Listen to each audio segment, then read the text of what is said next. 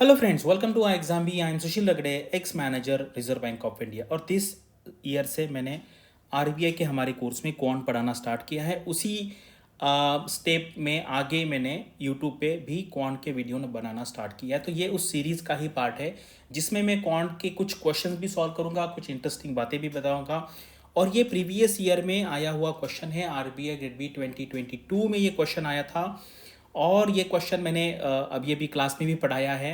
तो और मैंने ये टेलीग्राम पे भी क्वेश्चन पूछा था, तो उसमें काफ़ी सारे लोगों ने इस पे सही भी आंसर दिया। तो उसमें कुछ मेरे क्लास के स्टूडेंट भी हो सकते हैं और कुछ बाहर के भी हो सकते हैं। तो ये जो क्वेश्चन है, इसमें मैंने देखा है कि मैंने यहाँ पे पोल करने के बाद मुझे ये पहले लगा था, क्योंकि जैसे स्टूडेंट को मैं जानता हूँ ना किस तरीके से सोचते हैं। तो यहाँ पे क्या है ना, ये क्वेश्चन देखने के बाद एक्चुअली ये समझ में है कि भाई इसमें करना क्या है।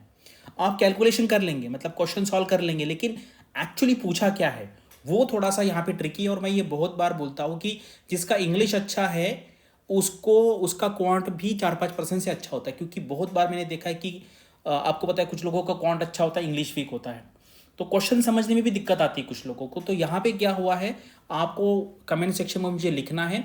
इससे आपको भी खुद का अंडरस्टैंडिंग करने में भी आसानी होगी और मुझे भी स्टूडेंट कैसे सोचते हैं उसमें भी आसानी होगी। तो चलो यहाँ पे अभी वीडियो स्टार्ट करते हैं। वीडियो स्टार्ट करने से पहले अभी हमारे 4th बैच को काफ़ी अच्छा रिस्पांस मिला था, 5th को भी मिला है। अभी मैं 6th बैच यहाँ पे स्टार्ट करने वाला हूँ 1 अप्रैल से। और इस बैच को मैं रिवीजन बैच नाम दूंगा, क्योंकि इसमें हम क्लास में quant, English, reasoning, ESI, finance, GS सारे के एमसीक्यू फॉर्मेट सॉल्व करेंगे। और क्लास में हम देखेंगे कंपटीशन कैसी है, और आप भी चेक कर सकते हैं कि आप इस कंपटीशन में कौन से नंबर पे है। तो यहाँ पे आप कॉल करके इंफॉर्मेशन ले सकते हैं। तो अभी ये क्वेश्चन है, आपको अभी क्या करना है, यहाँ पे स्टॉप करना है। 5 minute, 10 minute, 15 minute, 20 minute maximum आप इसको 20 मिनट्स दीजिए। सॉल्व करने का ट्राई कीजिए कि एक्चुअली यहाँ पर क्या निकलना है, क्वांटिटी 1 क्या है, पहले आप डिसाइड करने का ट्राई कीजिए एग्जैक्टली क्वांटिटी 1 मतलब क्या है। क्वेश्चन तो समझ में आ जाएगा, आप आंसर भी निकाल लेंगे, लेकिन क्वांटिटी 1 क्या है, उसके बाद क्वांटिटी 2 क्या है, और फिर उसको आपको सॉल्व करना है। ठीक है, थोड़ा पेशेंस, मुझे पता है बहुत लोगों के पास पेशेंस की कमी है। बहुत कम ऐसे लोग हैं कि जिनके पास पेशेंस है जो ये ट्राई करेंगे। अदरवाइज लोग बोलेंगे कि चलो मैं देख ही लेता हूँ क्या है, कहाँ यहाँ पे टाइम वेस्ट करेंगे। ठीक है, तो ये आपकी मर्जी है, आपको क्या करना है। चलो मैं यहाँ पे एक एक पार्ट, इसका पहले हम ये पार्ट देखेंगे। ऐसा समझिए कि ये एक क्वेश्चन है, ऐसा समझिए दूसरा क्वेश्चन है, फिर उसके हम आंसर निकालेंगे। फिर उसके बाद हम यहाँ में इसमें से कोई तो भी एक आंसर फाइंड करने का ट्राई करेंगे। चलो अभी क्वांटिटी 1 देखते हैं। अभी यहां पर क्या है, क्वांटिटी 1 का मतलब क्या है, the number of days the work is extended beyond the normal days. ठीक है, यानी कि नॉर्मल डेज को जो टाइम लगता है और अभी कुछ सिचुएशन चेंज की है उसके बाद जो टाइम लगेगा, उसमें जो एक्स्ट्रा दिन लगते हैं वो दिन मतलब है आपकी क्वांटिटी 1। करेक्ट है। ये सबसे पहले मुझे बताओ कितने लोगों को समझ में आया। मैं तो आंसर एक्सप्लेन करूंगा आपको। A can do a piece of work in 100 days. Correct. B can do the same work in 60 days. तो ये आपको पता है, ये जो मेथड होता है इसको इफिशिएंसी वाला मेथड कहते हैं। यानी कि ए कितने दिन में करता है, 100 डेज में काम करता है। बी कितने दिन में करता है, 60 डेज में काम करता है। बीच में हमें ये जो है इसको कहते हैं वर्क। कुछ तो भी वर्क आपको पकड़ना है, ऐसा कोई भी वर्क पकड़ लीजिए कि जो इससे भी डिविजिबल हो, इससे भी डिविजिबल हो। आप सिंपली एलसीएम ले सकते हैं, लेकिन कोई ज़रूरी नहीं है एलसीएम ही लेना है, आप कुछ भी ले सकते हैं। आप 600 ले सकते हैं, आप 6000 ले सकते हैं, 1200 ले सकते हैं, 120 भी 120 लेंगे तो पॉइंट में आ जाएगा, तो थोड़ा टाइम लगेगा। अदरवाइज ऐसा नंबर लीजिए जिससे आपका ये जो नंबर है ये है आपका पर डे का वर्क है। यानी कि अगर मैं टोटल वर्क 300 यूनिट पकड़ता हूँ तो ए एक दिन में कितना काम करेगा, 3 काम करेगा। ठीक है। बी टोटल काम कितने दिन में करता है, 60 में, एक दिन में कितना काम करेगा, 5 काम करेगा। अगर ये दोनों साथ में करेंगे तो दोनों का सिंपल एडिशन हो जाएगा, तो दोनों मिलकर एक दिन में कितना काम करेंगे, 8 काम करेंगे। करेक्ट है। अभी कितने दिन लगेंगे, ये है मेरा टोटल वर्क, ये है एक दिन का काम दोनों मिला के, तो उसको लगेंगे। अगर आपको किसी भी नंबर को 8 से डिवाइड करना है तो आपको उसको 3 बार हाफ करना पड़ेगा। पहला हाफ हो गया 150, सेकंड हाफ हो गया 75, थर्ड हाफ हो गया 37.5। यानी कि आपको टोटल लगने वाले हैं 37.5 डेज। ये आपको पता चल गया। अभी सिचुएशन क्या दिया है, both of them start working together and 6 days before the scheduled completion, यानी कि यहाँ पर कंप्लीट हो रहा था काम, लेकिन 6 दिन पहले बी ने काम छोड़ दिया। करेक्ट, बी ने काम छोड़ दिया। तो सबसे पहले हम क्या निकालेंगे, टोटल 37.5 डेज है, 6 दिन यहाँ पे है, तो टोटल कितने दिन दोनों ने काम किया साथ में, 31.5। एक दिन में कितना काम करते हैं, 8, तो इसका 8 गुना करना है।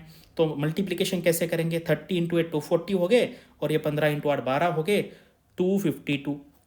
इतना काम मेरा हो गया। करेक्ट, इतना काम हो गया। अभी मेरा कितना काम बच गया, 48 काम बच गया। अभी 48 काम कौन करेगा, ए करेगा। ए एक दिन में कितना काम करता है, 3 यूनिट। तो ये रिमेनिंग काम करने में ए को कितने दिन लगेंगे, 16 डेज लगेंगे। कहाँ से, यहाँ से 16 डे लगेंगे, यानी कि ये 6 दिन और ये 10 दिन, यानी कि ये जो मेरी क्वांटिटी है 1, वो हो जाएगी 10। कुछ लोग यहाँ पे 16 भी लिख सकते हैं, 16 लिखेंगे तो आंसर गलत आ जाएगा। पूछा क्या है, beyond the normal days, normal days थे हमारे यहाँ तक, तो एक्स्ट्रा कितने दिन लग रहे हैं मुझे, 10, यानी कि मेरी जो फर्स्ट क्वांटिटी है वो आएगी 10। ये हो गया आपका हाफ क्वेश्चन। तो सबसे मेन यहाँ पे था, क्वेश्चन समझना ही मुश्किल था बहुत लोगों के लिए। और आपको क्या लगा, सिर्फ वीडियो मत देखिए, आप कमेंट सेक्शन में लिखिए, तो भी आपको पता चलेगा कि बाकी लोगों का क्या हो रहा है और आपका क्या हो रहा है। ये हो गया मेरा क्वांटिटी 1, यानी कि एक क्वेश्चन में उन्होंने 2 अलग अलग क्वेश्चन पूछ ली। ठीक है, ये हो गया क्वांटिटी 1। इतना सबको समझ में आया होगा, तो बताइए सर मुझे ये समझ में आ गया। अभी आते हैं क्वांटिटी 2 में। क्वांटिटी 2 का मतलब क्या है, क्वांटिटी 2 का मतलब क्या है, the number of days required to complete the work. तो हमें यहाँ पे द वर्क निकालना है, ठीक है, लेकिन द वर्क क्वांटिटी नहीं है, क्वांटिटी 2 है number of days required to complete the work. ये द वर्क है हमारा, working 10 hours daily by 60 womens working together. तो ये निकालना है, number of days required to do the work, working 10 hours per day and 60 women. तो ये total work कितना है, टोटल वर्क दिया है 24 men takes 20 days working 12 hours daily. तो ये हो गया मेरा टोटल वर्क। अभी यहाँ पे इन्होंने क्या दिया है कि 5 women do as much work as 4 men, यानी कि 4 men is equal to 5 women, यानी कि 24 men is equal to 30 women, यानी कि सेम वर्क मैं इसी ये फॉर्मेट में भी लिख सकता हूँ। ये मेरा हो गया total work, 30 women 20 days and 12 hours per day. ठीक है, अभी क्या है, ये मेरा टोटल वर्क हो गया।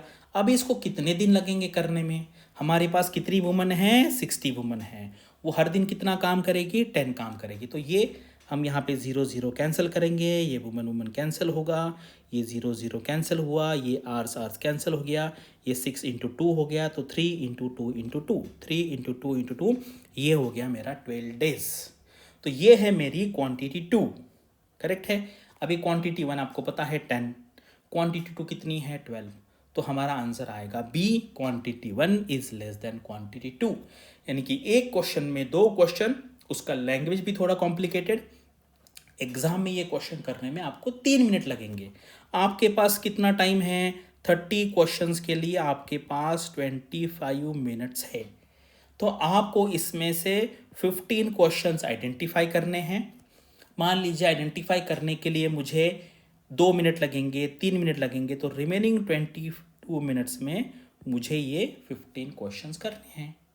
मान लीजिए इसमें आपके 10 क्वेश्चन करेक्ट आ गए, 5 क्वेश्चन गलत आ गए, तो भी आपका स्कोर यहाँ पर बनेगा 8.75। बहुत अच्छा है, वो कट ऑफ से नियर अबाउट डबल के आसपास का स्कोर है। 4.5 मार्क मिलेंगे तो पास हो जाएंगे आप। तो इस तरीके से आपको ये प्रैक्टिस करनी है, और ज़्यादा क्वेश्चन की प्रैक्टिस करने के पीछे मत भागिए, अच्छे क्वेश्चन की प्रैक्टिस कीजिए, उस पर टाइम लगाइए। एक क्वेश्चन सॉल्व करने में इस लेवल के अगर आपका 30 मिनट्स भी जाता है तो वो वर्थ है, क्योंकि आपके दिमाग का ब्रेनस्टॉर्मिंग होगा और उसी से हम सीखेंगे। मोस्टली लड़के क्या करते हैं, बच्चे क्या करते हैं कि कौन क्या करते हैं, पढ़ते हैं, कौन क्या करते हैं, देखते हैं फैकल्टी कैसे पढ़ा रही है वो सुनते हैं, तो सुनने से फिर आपको तो नहीं आएगा। अगर आपको स्विमिंग सीखना है तो दूसरे को स्विमिंग करते हुए देखने से कुछ फ़ायदा नहीं होगा, आपको खुद स्विमिंग करना पड़ेगा। ठीक है, तो इसी तरीके से क्वांट भी अगर आपको अच्छा करना है तो आपको खुद सॉल्व करना पड़ेगा। एक क्वेश्चन सॉल्व करने में 10, 15, 20, 25, 30 मिनट लगते हैं, तो भी टेंशन नहीं लेना है, दैट इज़ लर्निंग प्रोसेस। आगे आगे आपका टाइम कम होता जाएगा। मुझे बताइए आप कौन से एक सिचुएशन में थे, वो फीडबैक यहाँ पे बहुत ज़रूरी है कि आपको क्वेश्चन समझ में नहीं आया। दूसरा केस हो सकता है कि यार क्वेश्चन पढ़ लिया मैंने, आंसर भी निकाल लिया, लेकिन उन्होंने क्या पूछा है, क्वांटिटी वन क्या है, क्वांटिटी टू की यही पता नहीं चला। और तीसरा ये हो सकता है कि आपने कुछ ना कुछ निकाला गलत आया। और फोर्थ में लिखिए कि आपने ये क्वेश्चन अच्छे तरीके से समझा भी और आपका आंसर भी सही आया। Thanks for watching this video and all the best for your studies and upcoming examinations.